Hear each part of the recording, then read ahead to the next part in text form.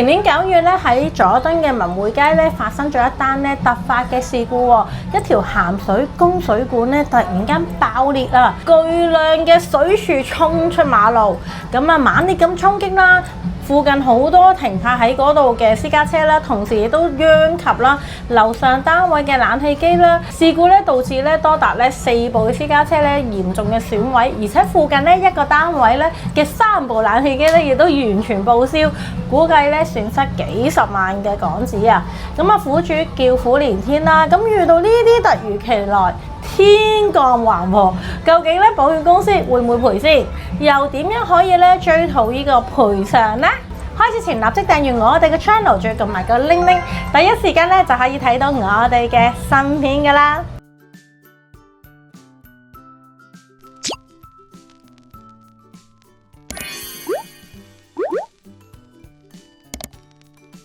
嗱，今集咧我哋會集中咧係講下汽車保險呢一部分啦。有受影響嘅車主咧就表示啦，咁啊俾啲水柱衝到咧架車咧，唔止係車身表面受損啦，連咧電子系統啊、車裏邊啲線路啊、冷氣機系統全部受損。有啲車咧更加因為咧當時停泊嘅位置根本冇可能即時移走，只能夠眼白白咁睇住架車被水浸。啲苦主咧就講啦，維修費好貴之外啦，冇埋架車啦，連日常生活啊、返工啊都大受影響㗎。事後咧，苦主咧梗係揾政府咧水務署提出索償啦，咁希望就翻呢一次爆水管嘅事件咧獲得賠償。不過估唔到喎，水務署嘅回覆話，經調查後認為呢件事咧屬於非人為嘅疏忽嘅突發事故，而部門咧一直咧係有定期檢查水管嘅喎，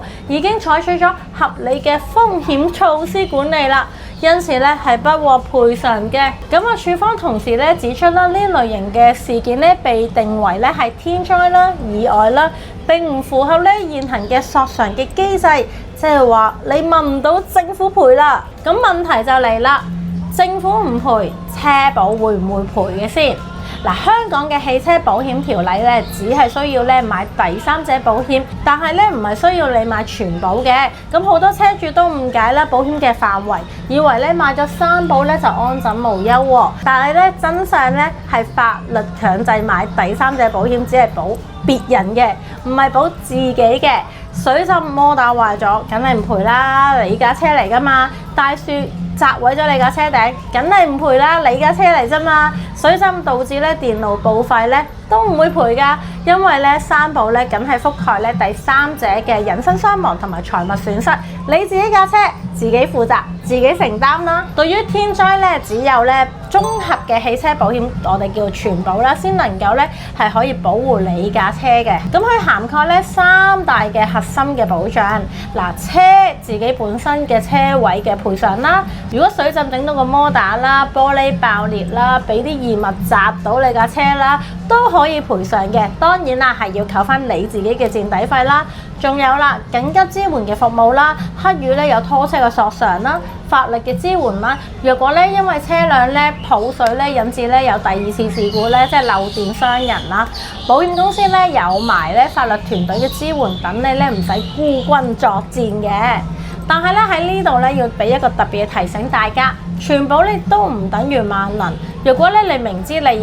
已經掛咗黑雨嘅預警啦，但你架車仍然咧擺喺一個危險嘅地方，又冇擺喺安全嘅停車場喎，保險公司可能因為你未盡責去避險拒賠，你一定要擺好你架車喺一個安全嘅地方，至為關鍵嘅。第二個溫馨提示俾大家啦，咁咧你要預防性去避險喎，黑雨預警咧，咁你就要將架車移去高地嘅停車場啦，避開河流啦、樹下啦，咁咧你可以下載天文台嘅 Apps 咧，你可以知道咧嗰個天氣報告啦。第二啦，就係受損之後咧，你72個小時要行動啦，立即去報警啦，致電 agent 即係我哋啦去備案啦。咁索償咧，通常咧30天內你哋要開 file 啦，仲要將啲證據 send 俾我哋啦，俾翻啲現場相我哋啦，拍攝啲水浸嘅高度啊、位置啊、車嘅受損情況啦。如果真係咧浸濕咗架車咧，就千祈唔好開住啦。另外啦，唔好彩啦，遇上交通意外咧，有需要咧，即係要出庭啦。咁大家咧記得咧喺出庭之前收到任何嘅信件要俾我哋保險代理人喎。另外啦，想要有全面嘅保障咧，就千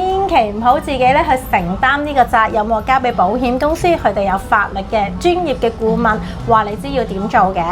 你哋咧又想唔想你哋架車有咩事都有貼心嘅保障？萬一要索償，有我哋嚟幫你跟足程序咧，可以喺 infobox 我哋，或者咧 WhatsApp 我哋，或者打電話91060898揾我哋報翻個靚車保價俾你哋。記得 CLS 條片俾其他車主啦、朋友仔知多啲，同埋訂閱我哋嘅 channel，仲要撳埋個鈴鈴。下集咧再同大家講其他嘅保險冷知識，下集見，拜拜。